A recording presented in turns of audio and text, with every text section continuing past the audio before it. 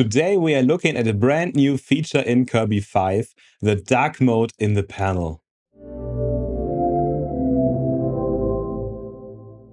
So here we are in the brand new Kirby 5 starter kit. It's looking sharp as always, clean and bright. But we can change that. With Kirby 5 you will find a new setting in your account area. And you have three options: light theme, dark mode, or an option to match the system default. So let's switch to dark. Wow, that's looking sleek. The sidebar is now black while the interface elements show different tones of gray.